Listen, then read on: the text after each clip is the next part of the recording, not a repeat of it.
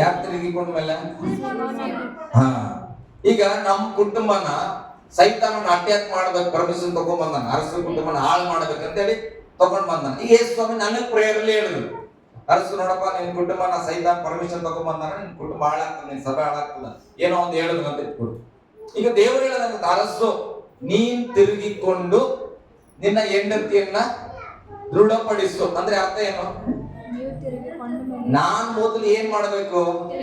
ದೇವ್ರ ಕಡೆ ತಿರ್ಕೊಳ್ಳೋದು. ತಿರ್ಕೊಳ್ಳೋದಂದ್ರೆ ನಾನು ಬಹಳ ಸಾರಿ ಹೇಳ್ತೇನೆ, ಫೋಟೋ ಈ ಕಡೆ ಇದ್ರೆ ಈ ಕಡೆ ತಿರುಗದ, ಮತ್ತೆ ಹೆಂಗೆ ತಿರುಗಿಕೊಳ್ಳೋದಂದ್ರೆ ಗೋಧಿ ಫಸ್ಟ್ ನನ್ಗೆ ಒಣದಾಗ ಕುಪ್ಸ ಹೆಂಗೆ ಹೋಗ್ತದ ಹಂಗೆ ನನ್ನಲ್ಲಿದ್ದ ಪಾಪ, ನನ್ನಲ್ಲಿದ್ದ ಕೆಟ್ಟ ಆಲೋಚನೆಗಳನ್ನ ಮೊದಲು ನನ್ನಿಂದ ತೆಗೆದಾಕಿ ನಾನು ದೇವರ ಕಡೆ ತಿರುಗಬೇಕು.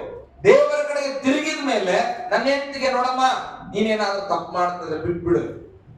ದೇವ್ರು ನಮ್ಮ ಕುಟುಂಬನ ಏನ್ ಮಾಡ್ಬೇಕಂತಾನ? ಹೊಡಿಬೇಕಂತಾನ.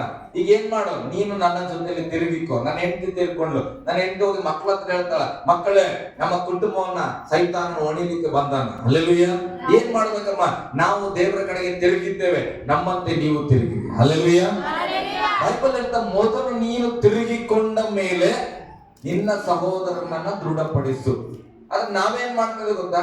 ದೇವರಲ್ಲಿ ಹೇಳಿದ ತಕ್ಷಣ ತಿರ್ಕೊಂಬಿಡ್ರಿ, ಈ ಕಡೆ ಬಂದ್ಬಿಡ್ರಿ, ಆ ಕಡೆ ಬಂದ್ಬಿಡ್ರಿ ಅಂತ ಊರ್ ತುಂಬಾ ನಾನೇ ಓಡಾಡಿದ್ರೆ ಅವ್ರು ಯಾಕೆ ತಿರುಗುತ್ತ? ಹಲ್ಲೆಲೂಯಾ. ಗಟ್ಟಿಯಾಗಿ ಹಲ್ಲೆಲೂಯಾ ಹೇಳ್ರಿ. ನಾನು ತಿರುಗಿದರೆ ನನ್ನ ಮನೆ ತಿರುಗುತ್ತೆ.